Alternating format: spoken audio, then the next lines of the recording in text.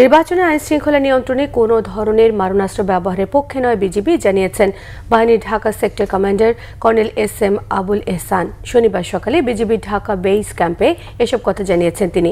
নির্বাচনে 9টি জেলায় মোট 134 প্লাটুন বিজিবি সদস্য কাজ করবে জানিয়ে তিনি বলেছেন, সীমান্তের নিরাপত্তা নিশ্চিত রেখে নির্বাচনের দায়িত্ব পালন করবে বিজিবি। বিস্তারিত জানাচ্ছেন জিয়া খান। নির্বাচন সামনে রেখে রাজধানীর মিরপুরের সুইমিং কমপ্লেক্সে অস্থায়ী বেজ ক্যাম্প স্থাপন করেছে বর্ডার গার্ড বাংলাদেশ বিজিবি।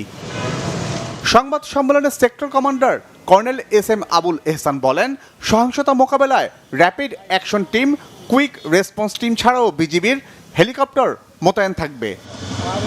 নির্বাচনের দায়িত্বে দেশের 9টি জেলার 4টি সিটি কর্পোরেশনের 51টি আসনে 134 প্লাটুন বিজিবি মোতায়েন থাকবে। তৈরি করা হয়েছে 42টি বেজ ক্যাম্প, থাকবে বিশেষায়িত ডগ স্কোয়াডও। নির্বাচনী দায়িত্ব পালনে বর্ডার অরক্ষিত থাকবে না বলেও দাবি করেন তিনি। আমাদের 4427 কিলোমিটার সুরক্ষা নিশ্চিত করেই আমাদের এই ফোর্স বের করা হয়েছে, তাদেরকে এমপ্লয় করা হয়েছে। আমাদের 100% আমাদের সার্বভৌমত্ব রক্ষা করার জন্য যে পরিমাণ ফোর্স আমাদের ডিপ্লয় থাকার কথা, এবং স্পেশালি মায়ানমার বর্ডার এবং অন্যান্য জায়গায়ও আমাদের সেই পরিমাণ ফোর্স আমাদের মোতায়েন আছে।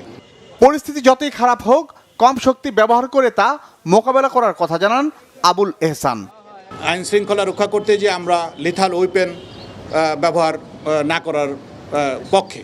আমি আশা করি নির্বাচন অত্যন্ত সুষ্ঠুভাবে এবং সুন্দরভাবে হবে। এই লক্ষ্যই কিন্তু আমাদের মোতায়েন, যাতে কেউ কোনো ধরনের কোনো দুর্বলতাকে কাজে লাগিয়ে কোনো ধরনের কোনো অস্থিতিশীল পরিস্থিতি সৃষ্টি করতে না পারে। এই জন্যই এত মোতায়েন এবং এত পরিকল্পনা। নির্বাচনের আগের দিন, নির্বাচনের দিন ও পরের দিনও দায়িত্ব পালন করবে বিজিবি। জিয়া খান, বাংলা ভিশন, ঢাকা।